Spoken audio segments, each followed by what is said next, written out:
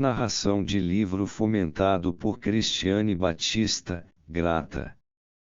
Freud, as perspectivas futuras da terapia psicanalítica, 1910. Conferência de abertura do 2º Congresso Internacional de Psicanálise, realizado em Nuremberg em 30 e 31 de março de 1910. Caros senhores, como são de natureza sobretudo prática os objetivos que motivaram nosso encontro, também escolhi como tema de minha palestra de abertura uma questão prática, dirigindo-me antes ao seu interesse médico do que à sua preocupação científica. Posso imaginar como julgam os sucessos de nossa terapia, e suponho que a maioria dos senhores já tenha ultrapassado as 2 fases de todo iniciante, o entusiasmo pelo inesperado aumento de nossa ação terapêutica e a depressão pela grandeza das dificuldades que se interpõem a nossos esforços. Mas, seja qual for o ponto desse desenvolvimento em que cada um dos senhores esteja, hoje pretendo lhes mostrar que de maneira nenhuma chegamos ao fim de nossos recursos para combater as neuroses, e que podemos contar com uma substancial melhora das nossas perspectivas terapêuticas no futuro próximo. Acho que esse fortalecimento virá de 3 direções: 1. Do progresso interno, 2. Do acréscimo em autoridade, 3. Do efeito geral de nosso trabalho. E, por progresso interno entendo o avanço em A. Nosso conhecimento analítico, e B. Nossa técnica. A. O avanço em nosso conhecimento, sem dúvida, estamos longe de saber tudo o que necessitamos para compreender o inconsciente de nossos doentes. É claro que todo avanço em nosso conhecimento significa maior poder para nossa terapia. Enquanto nada compreendemos, nada conseguimos, quanto mais compreendermos, mais realizaremos. No início, o tratamento psicanalítico era implacável e cansativo. O paciente tinha de falar tudo ele mesmo, e a atividade do médico consistia em pressioná-lo ininterruptamente. Hoje a coisa é mais amigável. O tratamento se compõe de 2 partes, do que o médico percebe e fala ao paciente e da elaboração, por parte deste, daquilo que escutou. É fácil compreender o mecanismo de nosso auxílio, nós fornecemos ao doente a ideia antecipatória consciente, a cuja semelhança com a ideia reprimida inconsciente lhe permite encontrar esta dentro de si. Este é o auxílio intelectual que lhe facilita a superação das resistências entre consciente e inconsciente. Devo-lhes fazer notar, aliás, que esse não é o único mecanismo utilizado no tratamento analítico, já conhecem aquele bem mais poderoso que consiste no uso da transferência. Tenho a intenção de abordar proximamente, numa metodologia geral da psicanálise, todos esses fatores relevantes para a compreensão do tratamento. Além disso, não vejo necessidade de refutar, na presença dos senhores, a objeção de que a atual prática do tratamento obscurece o valor testemunhal em favor da correção de nossas hipóteses. Os senhores não esquecerão de que tal evidência deve ser buscada em outros lugares, e uma intervenção terapêutica não pode ser conduzida como uma pesquisa teórica. Permitam-me agora mencionar algumas áreas em que temos coisas novas a aprender e em que realmente descobrimos coisas novas a cada dia. Antes de tudo, há o simbolismo nos sonhos e no inconsciente. Um tema bastante controverso, como sabem. Não constitui mérito pequeno de nosso colega Wilhelm Steckel o fato de haver se dedicado ao estudo do simbolismo dos sonhos, sem fazer caso das objeções de todos os oponentes. Nisso ainda há muito a aprender realmente. Meu livro Interpretação dos Sonhos, escrito em 1899, aguarda importantes acréscimos que virão do estudo do simbolismo. Gostaria de lhes dizer algumas palavras sobre um dos símbolos recentemente percebidos. Algum tempo atrás, informaram-me que um psicólogo de pontos de vista um tanto alheios aos nossos dirigiu-se a um de nós com a observação de que certamente superestimamos o significado sexual oculto dos sonhos.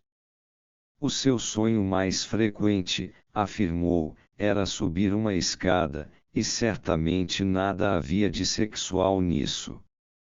Alertados por essa objeção, começamos a atentar para o surgimento de escadas, degraus etc. nos sonhos, e logo pudemos verificar que a escada, ou o que lhe seja análogo, representa um indiscutível símbolo do coito. Não é difícil encontrar o fundamento da comparação. Chegamos ao topo em movimentos rítmicos, com fôlego cada vez menor, e, depois, com alguns breves saltos estamos novamente no chão. Assim, o ritmo do coito se acha igualmente na subida da escada. E não esqueçamos a linguagem corrente. Ela nos mostra que a subida da stagem é outra designação para o ato sexual. Costuma-se dizer que um homem é um steiger subidor, e falarem na stagem correr atrás. Em francês, o degrau da escada se chama la marche, e un vieux marcheur literalmente um velho andador corresponde exatamente ao nosso Enoltarsteiger. O material onírico de onde vêm esses símbolos agora percebidos será apresentado aos senhores, no devido tempo, pelo grupo de pesquisas do simbolismo que vamos organizar. Acerca de outro símbolo interessante, o do salvamento e suas mudanças de significado, encontrarão observações no segundo volume de nosso anuário. Mas devo parar aqui, ou não passarei aos outros pontos. Cada um dos senhores notará, por experiência própria, como encara de forma inteiramente diversa um novo caso, uma vez que tenha compreendido a estrutura de uns poucos casos típicos da doença. Agora imaginem que tivéssemos fixado em breves formulações as regularidades na construção das diferentes formas de neurose, tal como até o momento conseguimos fazer com a formação dos sintomas histéricos, como isso tornaria seguro o nosso prognóstico.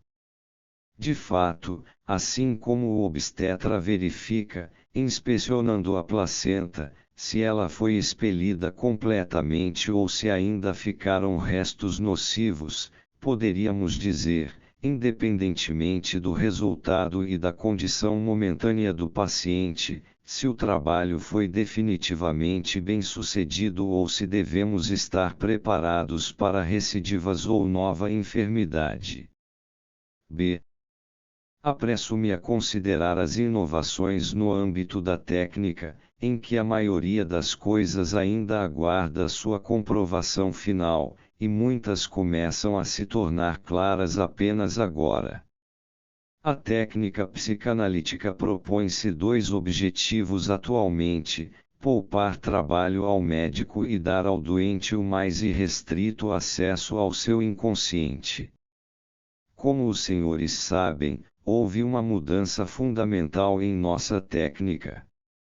Na época do tratamento catártico tínhamos por objetivo o esclarecimento dos sintomas, depois nos afastamos dos sintomas e estabelecemos como meta a revelação dos complexos na expressão de C.G. Jung, que se tornou indispensável, mas agora dirigimos os esforços diretamente para a descoberta e superação das resistências, confiando, justificadamente, em que os complexos se entregarão sem dificuldade, tão logo as resistências sejam reconhecidas e eliminadas.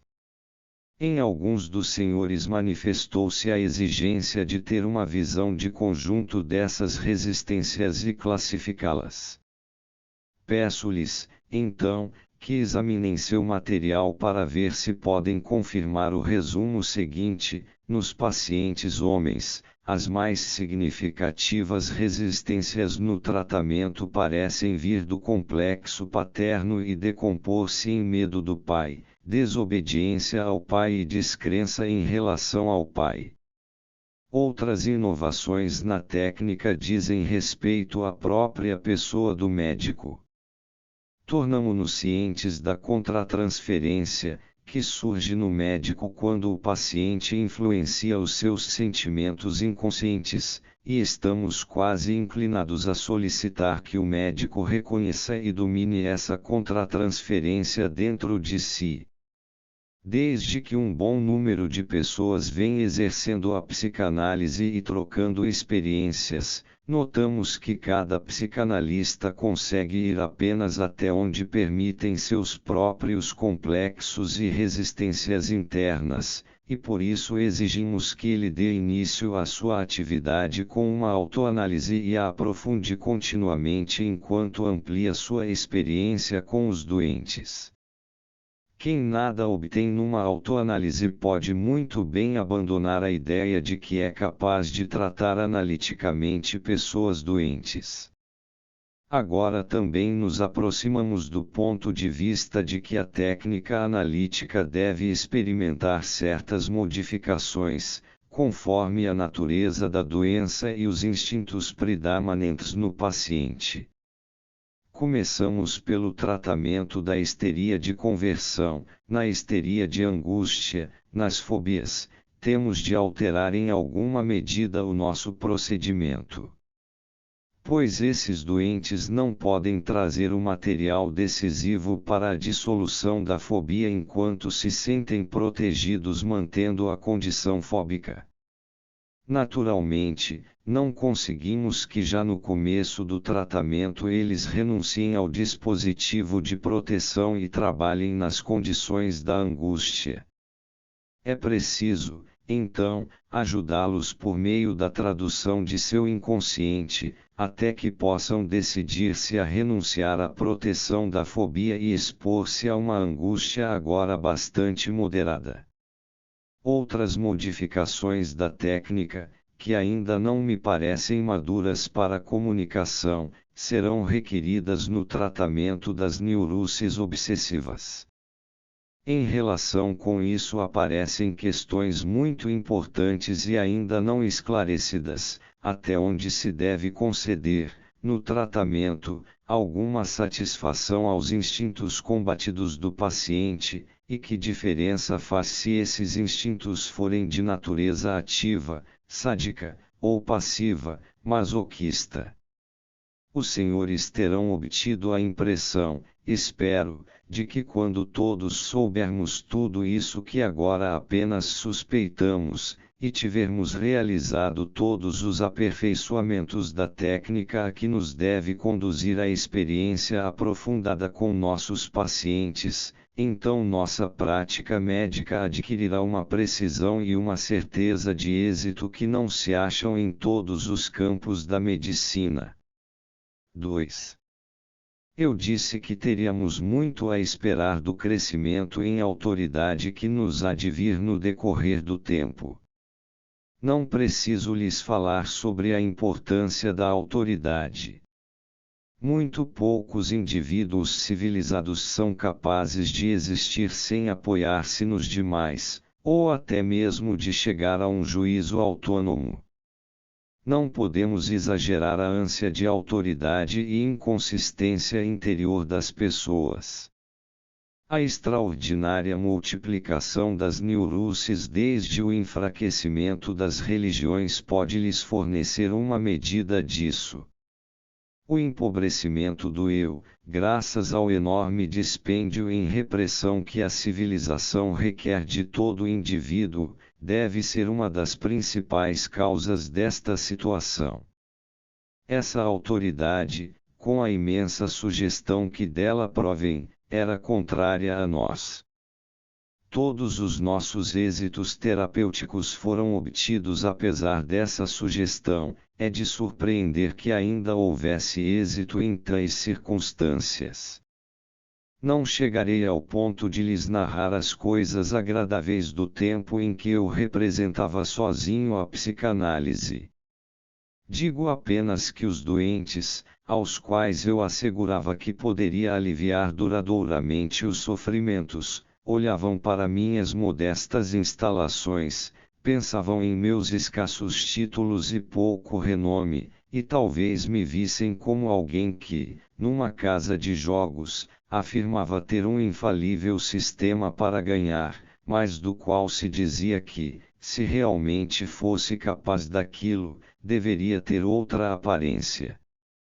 E realmente não era fácil realizar operações psíquicas enquanto um colega que teria o dever de nos dar assistência sentia gosto especial em cuspir na área da operação, e os familiares ameaçavam o cirurgião tão logo havia sangue ou movimentos inquietos no paciente. É inevitável que uma operação produza reações, há muito estamos habituados a isso no campo da cirurgia. As pessoas simplesmente não acreditavam em mim, tal como hoje ainda acreditam pouco em todos nós. Em condições tais, algumas intervenções tinham de fracassar. A fim de calcular o aumento em nossas perspectivas terapêuticas quando há confiança geral em nós, pensem na posição de um ginecologista na Turquia e no Ocidente.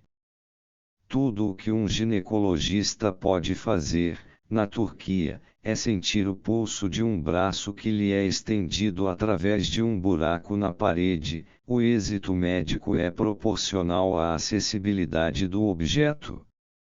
Nossos opositores no Ocidente querem nos conceder uma disponibilidade semelhante sobre a vida psíquica de nossos doentes. Mas desde que o poder de sugestão da sociedade leva a mulher doente ao ginecologista, este se torna auxiliador e salvador da mulher. Não digam que, quando a autoridade da sociedade vier em nosso auxílio e aumentar grandemente nossos êxitos, isso não provará em nada a correção de nossas premissas.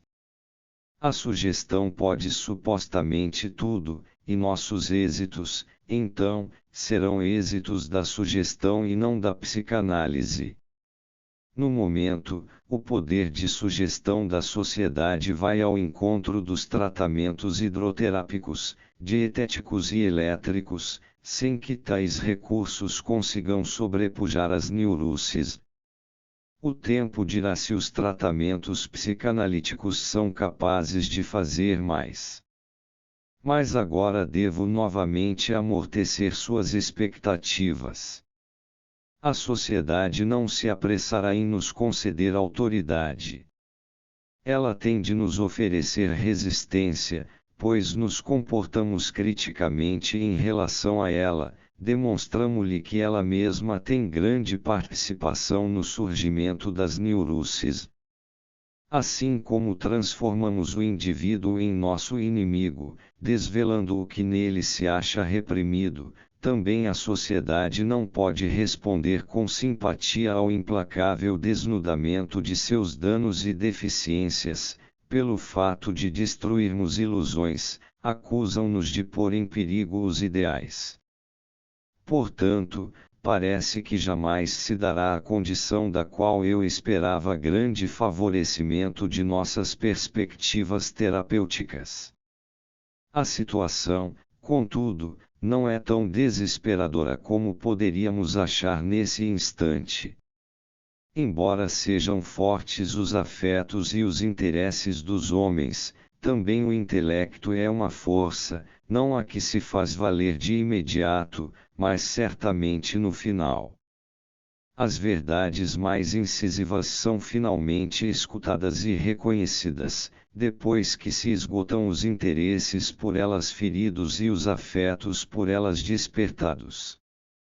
Até agora sempre foi assim, e as verdades indesejáveis que nós, psicanalistas, temos para dizer ao mundo encontrarão o mesmo destino. Apenas isso não ocorrerá em breve, temos de ser capazes de esperar. 3. Devo explicar-lhes, enfim, o que entendo por efeito geral de nosso trabalho, e como chego a depositar esperança nele. Temos aqui uma peculiaríssima constelação terapêutica, que talvez não se encontre em nenhuma outra parte e que também lhes parecerá estranha inicialmente, até reconhecerem nela algo que há muito é familiar. Como sabem, as psiconeuroses são satisfações substitutivas deformadas de instintos cuja existência a pessoa tem de negar para si mesma e para os outros. Sua existência se baseia nessa deformação e nesse não reconhecimento. Com a solução do enigma que apresentam e a aceitação desta solução por parte dos doentes, esses estados patológicos perdem a razão de ser. Dificilmente se encontra algo semelhante na medicina. Nas fábulas é que ouvimos falar de maus espíritos que têm o poder anulado quando alguém é capaz de dizer seus nomes, que eram mantidos em segredo. Agora ponham no lugar do indivíduo enfermo a sociedade inteira, sofrendo de neuroses composta de pessoas doentes e sadias, no lugar da aceitação individual da solução, o reconhecimento geral, e uma breve reflexão lhes mostrará que essa substituição em nada altera o resultado. O êxito que a terapia pode ter com a pessoa deve suceder igualmente com a massa. Os doentes não poderão dar a conhecer suas diferentes neuroses, sua angustiada ternura excessiva, que pretende esconder seu ódio, sua agorafobia, que revela sua decepcionada ambição, seus atos obsessivos, que constituem recriminações por maus propósitos e medidas preventivas contra eles se todos os parentes e desconhecidos, dos quais querem ocultar seus processos psíquicos, conhecerem o sentido geral dos sintomas, e se eles próprios souberem que nada produzem, em seus fenômenos patológicos. Que os outros não sejam capazes de interpretar imediatamente. Mas o efeito não se limitará ao ocultamento dos sintomas, aliás, frequentemente impossível, pois essa necessidade de ocultamento torna inútil a doença. A comunicação do segredo terá atacado no ponto mais sensível a equação etiológica de que se originam as neuroses, terá tornado ilusório o ganho obtido com a doença e, por isso, a consequência última da situação modificada pela indiscrição do médico só poderá ser o fim da produção da doença. Se tal esperança lhes parece utópica, lembrem-se de que a eliminação de fenômenos neuróticos por essa via já ocorreu de fato, embora em casos isolados. Pensem em como era frequente, outrora, moças camponesas terem alucinações com a Virgem Maria. Enquanto essas aparições ocasionavam grande afluência de crentes e, às vezes, até a construção de uma capela no local das graças, o estado visionário das moças era inacessível a qualquer influência. Hoje em dia, até mesmo o clero mudou de atitude em relação a essas coisas, permite que a polícia e os médicos examinem a visionária, e desde então a Virgem aparece raramente. Ou permitam-me examinar esses mesmos processos, que venho situando no futuro, numa situação análoga, mas em escala menor, e por isso mais fácil de perceber. Imaginem que um grupo de cavalheiros e damas da boa sociedade tenha combinado passar o dia numa pousada campestre. As damas acertaram entre si que, quando uma delas quisesse satisfazer uma necessidade natural, diria em voz alta: estou indo colher flores. Mas um indivíduo malicioso descobriu o segredo e fez constar no programa impresso enviado aos participantes: quando uma dama precisar se afastar, poderá dizer que está indo colher flores. Naturalmente, nenhuma das damas se utilizará desse eufemismo, e também outras combinações similares serão dificultadas. Qual será a consequência? As damas admitirão francamente suas necessidades naturais e nenhum dos cavalheiros se escandalizará com isso. Retornemos ao nosso caso, que é mais sério. Muitas pessoas, diante de conflitos cuja solução lhes parece muito difícil, refugiam-se na neurose, assim obtendo um inconfundível embora custoso a longo prazo ganho com a doença. Que terão de fazer essas pessoas, quando a fuga para a doença lhes for vedada pelos indiscretos esclarecimentos da psicanálise? Terão de ser honestas, admitir os instintos que nelas atuam, permanecer firmes no conflito, combater ou renunciar, e a tolerância da sociedade, consequência inevitável do esclarecimento psicanalítico, virá em seu auxílio. Recordemo-nos, porém, de que não se pode enfrentar a vida como um higienista ou terapeuta fanático. Admitamos que essa prevenção ideal das doenças neuróticas não será vantajosa para todos os indivíduos. Boa parte daqueles que hoje se refugiam na doença não suportaria o conflito, nas condições que víamos de supor, mas sucumbiria rapidamente ou causaria dano maior do que sua própria enfermidade neurótica. Pois as neuroses têm sua função biológica, como dispositivo protetor, e sua justificação social, o ganho com a doença não é sempre puramente subjetivo. Quem, entre os senhores, já não perscrutou as causas de uma neurose e teve de reconhecê-la como o mais suave desfecho entre todas as possibilidades daquela situação? Deveríamos, então, abandonar nossos esforços para esclarecer o sentido secreto das neuroses, por serem, em última instância, perigosos para o indivíduo e nocivos para o movimento da sociedade, deixando de tirar a consequência prática de um conhecimento científico. Não, acho que nosso dever nos leva à direção contrária. O ganho obtido com as neuroses é, no conjunto e ao fim, um prejuízo para os indivíduos e para a sociedade. O infortúnio que pode resultar de nosso trabalho de esclarecimento atingirá poucos, afinal. Tais sacrifícios não representarão um custo muito alto na mudança para um estado da sociedade mais digno e verdadeiro.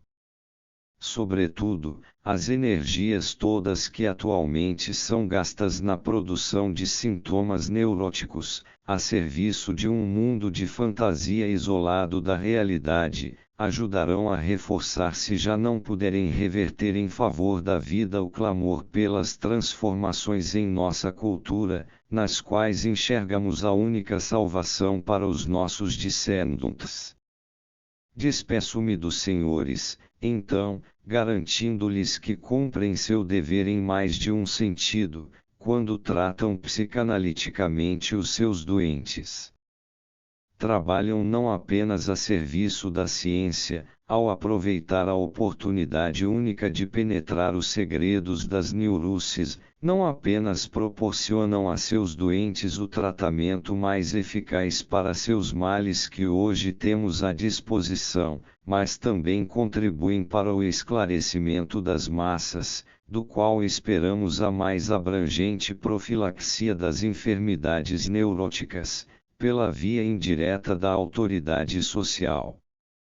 A ideia antecipatória consciente, die Bewusstherwartungsvorstellung. As versões estrangeiras consultadas apresentam representação consciente provisional, representação expectativa consciente, Repräsentation anticipatória consciente, the conscious idea of what may be expected to find. Com o original entre colchetes, the conscious anticipatory idea, the idea of what may expect to find.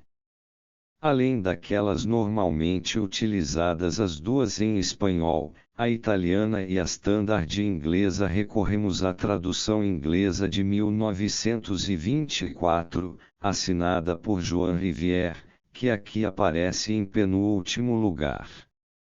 Uma obra que não chegou a ser escrita, mas Freud publicaria, entre 1911 e 1915, uma série de ensaios sobre a técnica psicanalítica, que se encontram no volume destas obras completas.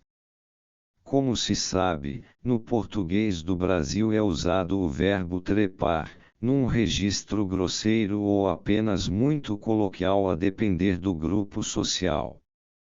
Provável referência ao ensaio, um tipo especial de escolha de objeto feita pelo homem, publicado originalmente no Anuário de Pesquisas Psicanalíticas e Psicopatológicas, V2, 1910. Mas Freud logo abandonaria a concepção de que era suficiente uma autoanálise para a formação do analista, passando a defender a necessidade de uma análise de treinamento, didática, conduzida por um analista mais experiente, confronte com Recordações ao médico que pratica a psicanálise, 1912. Segundo Streeck, é uma referência ao artigo sobre a crítica à neurose de angústia, de 1895, em que Freud introduz esse conceito de equação etiológica, a qual consistiria de diferentes termos que necessitam estar presentes para que se produza a neurose, algo que tornasse impossível um desses termos teria efeito terapêutico. Então,